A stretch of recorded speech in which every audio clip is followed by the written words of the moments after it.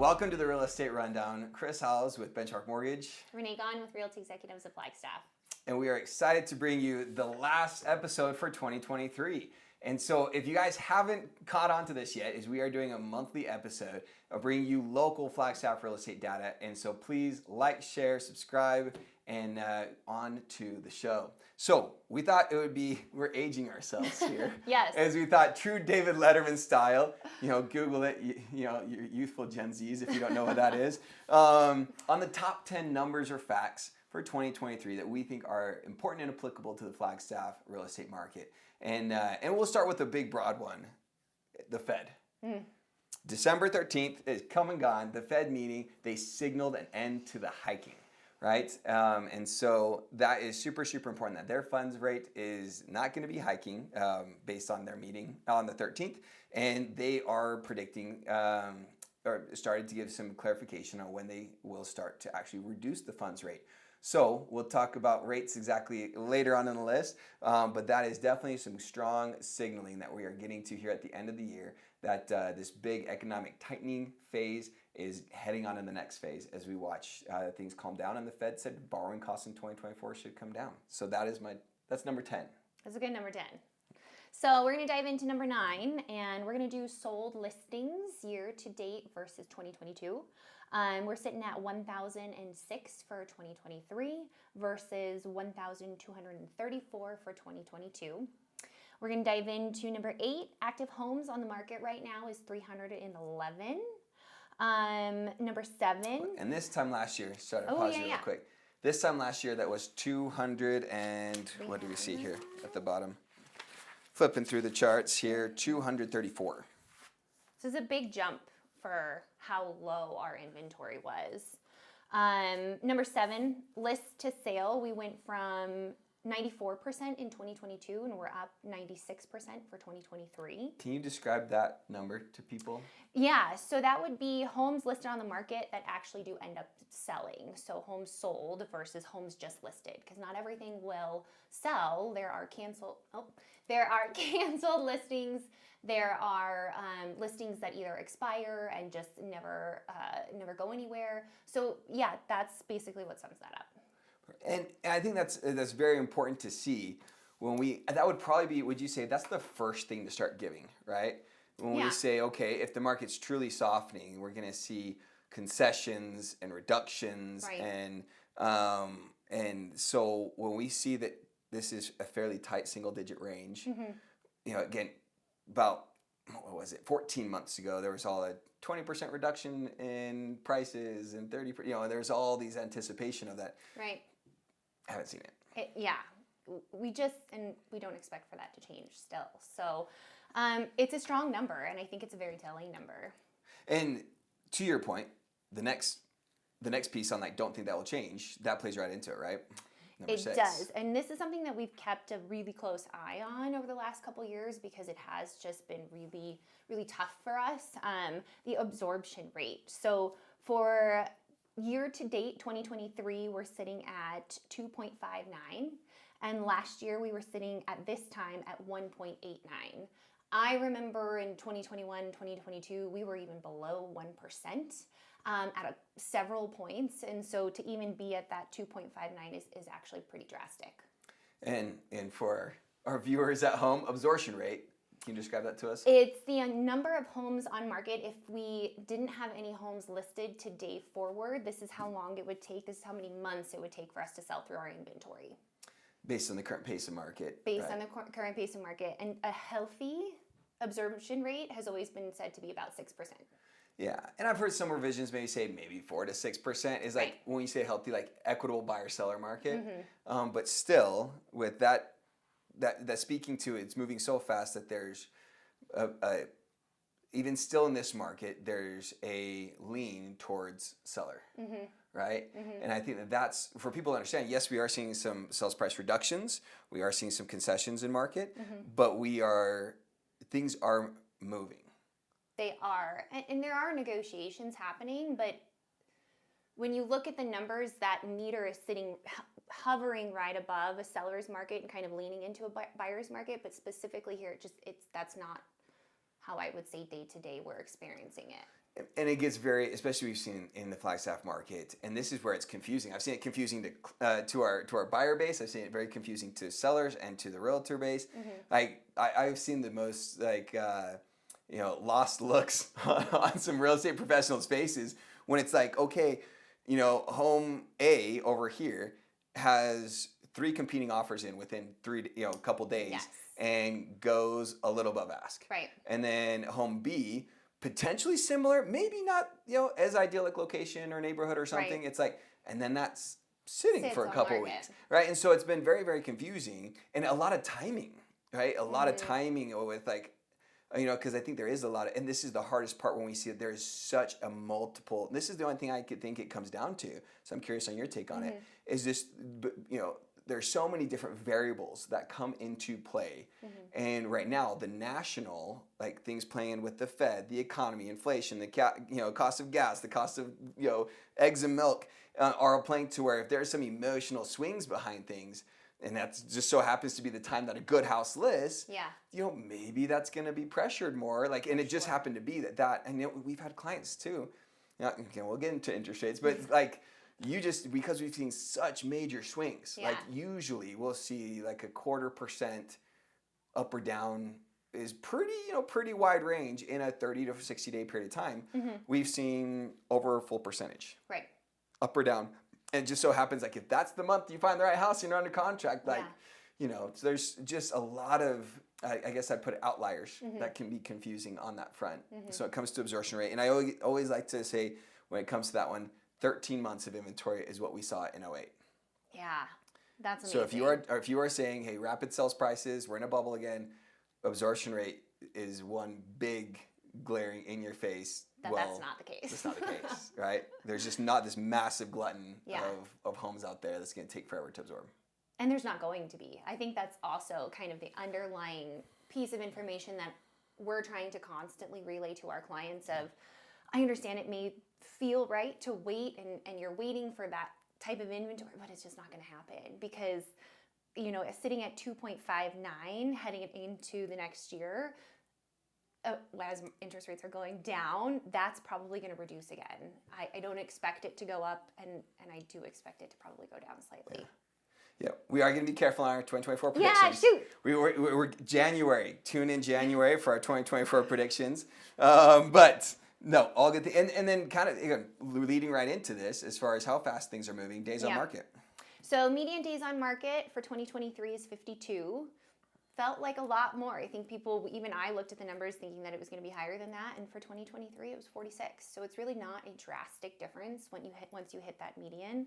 We talked about this too, average versus median, very different. So we want to make sure we're always looking at that median, not average. Yeah, and mathematically understanding that too, right? Is again that house that's like total dump that's going to sit for a while, or that's going to mess up that average entirely. Definitely. So median definitely fits better there. But again, for people to kind of focus on that aren't in real estate day to day like we are, like your typical transaction from start to finish, 30-day average close from, hey, offer accepted to, funds are dispersed and keys are in his hands, right? Yeah. And so with us being, starting the year at 46, and I forget, do you know how fast it was? Like we were just above like 30 days in like 2020, 2021. I want to say it was like 32 or 34 days. It was like super fast. It was like barely getting a loan closed. Yeah. And on the market for a day or two. And actually a lot of that even fed into what a lot of agents were doing is they'd put a home on the market and they would hold it for 2, 3, 4 days and say that no offers were being accepted for 2, 3, 4 days, so that the seller had plenty of time to make sure that they were getting, everything in and giving buyers a chance. It also led to 14, 15 different offers on homes. So you have to even factor that into that days on market number that we were seeing back then. Yeah. Yeah. So looking at 52, it's like, oh, you can breathe. Yeah. Right? It's not sitting forever, right? But you can breathe. Okay. Yeah. And then number 4, CPI. So this plays into the Fed's measures, right? As far as what the Fed is doing with their funds rate, and their goal and target number has been 2% year-over-year inflation is what they want to do, is a sustainable level of inflation. We started this year at 7.5. We got to, so Consumer Price Index, everyone, CPI measure. There's several different measures of inflation, but this is kind of more of the headline that they use, that's down to 3.1 right now. And that was, again, the big kind of tying in the Fed speak again, is that they said that we know that their impact takes time, right? And so even the CPI that was read on December 12th, so the Fed had that before their meeting, that was for November. So already things have happened in the last 30 days before we'll get, and will happen in the next 30, before we'll really, so we're like a 60-day lag from actual impact here. And so the Fed said that they will consider even lowering the funds rate before their actual 2% target. And that plays into that soft landing, right? Of like, we're trying not to overbake this. And we'll talk about then how that, what the implications are for interest rates on that. But that is awesome that we are sitting at a much, much better inflation number. And again, tying into number 10 is that the Fed is acknowledging that. So yeah, that is a very, very positive number. Yeah. Number three. So we've talked about these. I just think it's big picture thinking here is important, right? And can we nitpick and say, okay, if you bought a home at this point or that point, like we said, the month to month can be different based on what's happening in market and economy. But if we look at large swaths of time, right? If we look at the last 30 years. And we take regions, so we look at Arizona would be considered the mountain region. In this, we'll put this chart up to where 475% appreciation in the last 32 years. So that's a pretty impactful number. It's big. It's huge. I mean, it's bigger than any other part of the U.S. Yeah, huge. And I think that plays in, and I guess there's. We had, did you watch my podcast with Joseph Little? Yeah. Yes. Yeah. Awesome. And when he talks about the non, I wish I remember the term, but like the non-monetary aspects that create the environment that we want to live in. Right. And to say, hey, the mountain region has a lot to offer. I think we've seen, there's been a lot between the pandemic movement and different things like that. We just, I guess where I'm trying to head with this commentary is for a lot of folks to understand we live in a very, very desirable area. And that comes with, on one hand, I know we don't want Phoenix Flagstaff, but at the same time, we are very welcoming community and environment. And that just means that, the cost to be here has gone up. It has, and I think it's worth it. I think that's what a lot of people have kind of figured out. It's tough, but yeah, I mean, it's just interesting to me that this little place has become what it has, and it's going to continue to grow. Yeah, and I think it's going to be all right. Like, everyone's still going to be able to enjoy Flagstaff. Yeah, and it does play into that future stability, like. Do you want to go buy in a market? I was talking with the client, actually just ran into him at my kids' tennis lesson. Perfect. And they'd bought this last summer, and they were talking about they moved from a town that was actually, that small area is economically declining, right? Another university town is just, it's, and economically, then jobs aren't going well, the housing's going to be cheaper, right. And it's just like, that's kind of a scary place to be in. Yeah. So. It's kind of like picking your poisons. I'm saying, yes, this is going to be an expensive market, but it is so strong and stable, right? Very economically vibrant. Yeah. And you can just feel comfortable. Yeah, that is a good one. You can just feel comfortable knowing that strength is here and that it's not going to go anywhere. Yeah. Yeah. Talking with the client, another anecdotal, and these are just valuable, right? These are so valuable, where I have a client that was retirement planning. Sat down with Eric, and he's retirement planning, making big decisions. And I so enjoyed that he was like, hey, I want to make some of these big decisions while I still have my faculties, while I still can, like, I'm going to need some money to make this work and to really retire how we want. And he built a home in a very desirable neighborhood in Flagstaff in the year, 2000. Wow. And so it's worth like millions of dollars now. And he's like, that alone, and he's been smart, and and this particular client, has been smart, invested, and has plenty of money in other areas. But just from he's like looking at the home alone, will do not that it's Christmas and Home Alone, will do everything he needs to do retirement wise. That's so incredible. Again, we look at this number and we say, hey, home equity, if you are invested in the long term, is, it will cure all evils, right? Yeah. Do we know what's going to happen tomorrow? Do we know what's going to happen the next 6 months? We'll take our predictions in January. But overall, we should. I have a fairly safe to be able to say you're going to see things go up. Yeah, absolutely. So. Yeah, I know we said predictions later. Okay. Well, and that leads into rates, and that's going to be a big part of that. So even we saw the lowest rate I saw this year was in the high 5s, and the highest rate was in the mid 8s.